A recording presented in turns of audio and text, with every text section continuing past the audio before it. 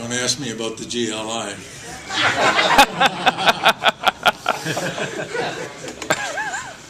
Coach, what's the secret? Everyone's talking about what great shape you're in out there and the foot speed and so forth. Is the water in Ann Arbor or something like that? Or I think I'm lucky. You know, I've been able to stay in the game and stay around young kids playing college hockey, and I'm on the ice with them. So, but I can't tell you. I think I'm just lucky. I just feel honored to be able to play in this event with guys that are a little younger than me. So, and not to hurt the team. So it was really fun, really fun.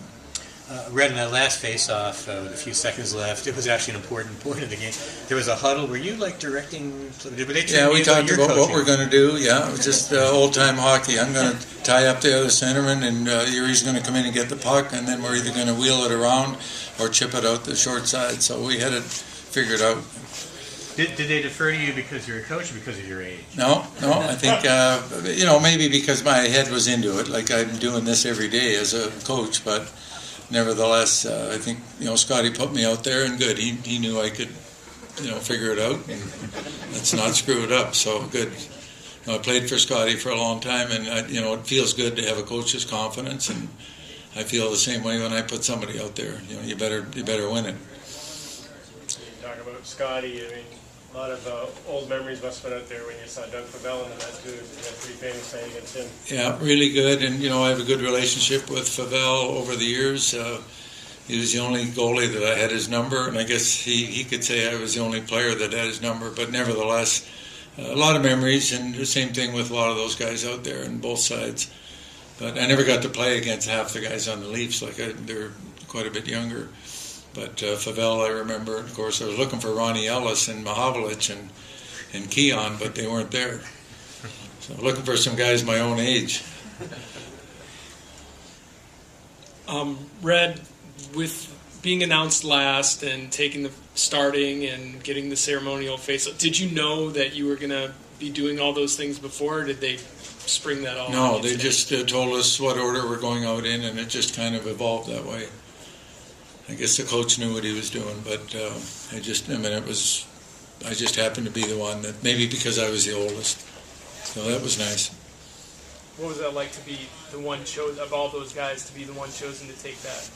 Well, it's nice. I think the players know that, somebody's got to do it, and I'm maybe the senior citizen on the team, so that was fine with them. And, we make that decision just about every game for a special face-off, but nevertheless, it was nice.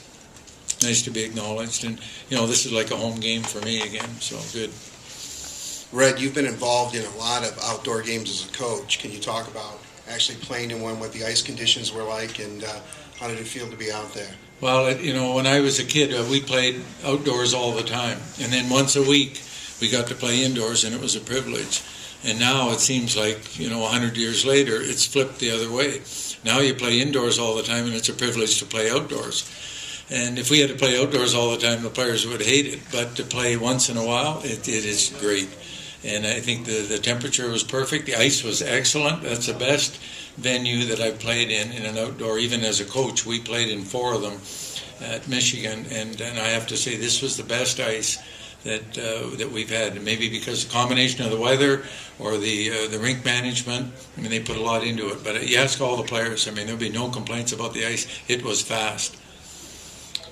If I could ask you about Luke Glendening getting called up from the Wings, he'll be able to play. Called up today? Yeah, for a year ago, so he'll get to play in another game.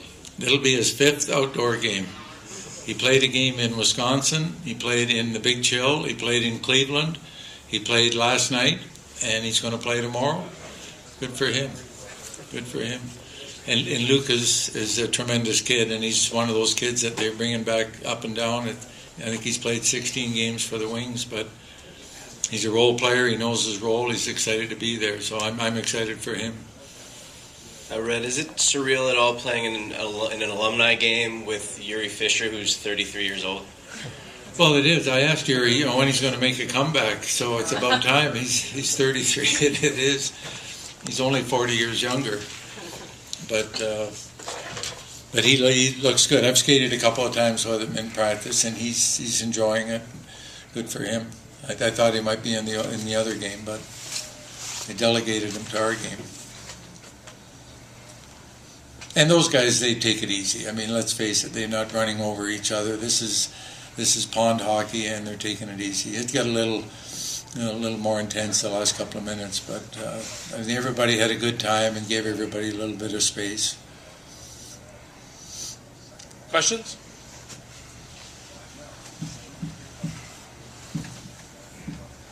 Dallas, it's all yours. Not your typical kind of game for you, Dallas. You like to come out and hit somebody hard on the first shift. Yeah, I don't know what to do when there's a puck out there. So, no, it was fun. I mean, you see, I grew up watching a lot of those guys from Toronto too. So for me, I'm a big fan of a lot of those guys. So, for me, getting out there with players like that, you become a kid again. You get to see some faces you haven't seen in a long time. So it was very enjoyable.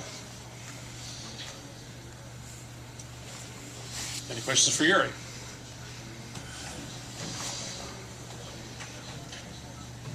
Hi, Yuri. Just curious, your take on the game and the feeling it was for you participating in an alumni game, really at a time, obviously maybe at an age where you didn't expect you'd be participating. 33 years old, probably a little young for alumni games, but 8 years retired, so exited a little bit early. It was about we joked about it for a year and a half with Tony Colucci, who saved my life 8 years ago, and am I going to be able to participate or not? And it worked out. He was nervous behind the glass. He got everything covered. Nothing happened, so it was outstanding just playing with guys, skating outside, partnered up with Aaron Ward, who was the first one when I got on the wings at 19. He didn't have a place to live, and he invited me over to his house. You want to stay here for 2 months before you find a place. Really being taken care of by the wings in the locker room and by the whole organization, getting a second chance. A lot of fun, and today on the ice was obviously very special.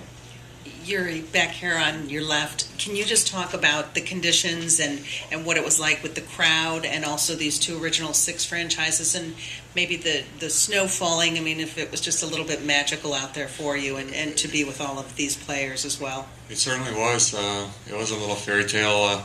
We got out of the gate pretty quick. We were up 2-0, and then snow started to fall down, and Toronto kept coming, and I was expecting a little bit more dump and chase, and everybody was holding on to the puck and making plays, and Brad May scored just an outstanding goal when they tic-tac-toe, and then for the last shift, Red Berenson, being the greatest coach in college hockey he is, he had a game plan. He was out there.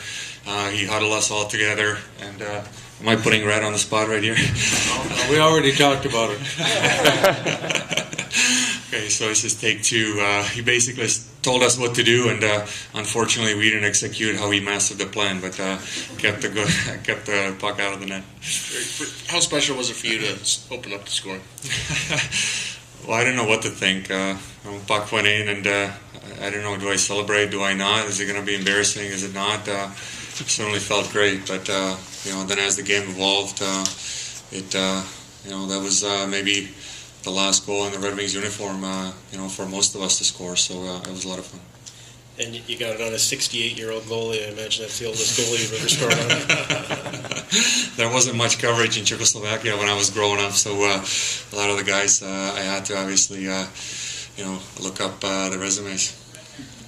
Red, as a coach, looking to the roster of the second game, do you think there's going to be a little bit more strategy? What do you think is going to happen with I think it'll be a little bit of the same, but it'll be at a little quicker pace. I know Draper is fired up for this, and he'll be leading the charges out there. So there'll be no circling. They'll be working hard, and there'll be a good pace. And then with Gilmore and Sittler on the other team, I think Toronto's coming here to have a good road game. So I think it's going to be a great game. This was a good game, a fun game to play. I hope it was a good game to watch, but the pace of the next one should be better. Any other questions? One more.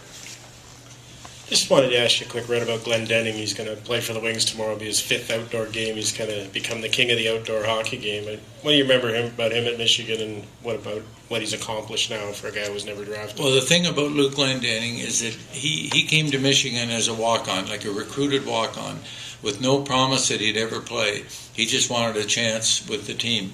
And so obviously he hadn't been drafted, he hadn't been highly recruited. He was kind of a football hockey player. And he came here and he made a mark every day in practice. And he ended up being our captain his junior and senior years. Never led our team in scoring, but he was our leader on and off the ice. And now he's showing that he can play pro hockey, and now he's in the NHL. So who would have thought? And he's a good example for young kids that aren't getting all the attention and maybe aren't draftable and aren't this and aren't that, but they really want a chance. And you work hard like Luke Glendening and you'll get a chance.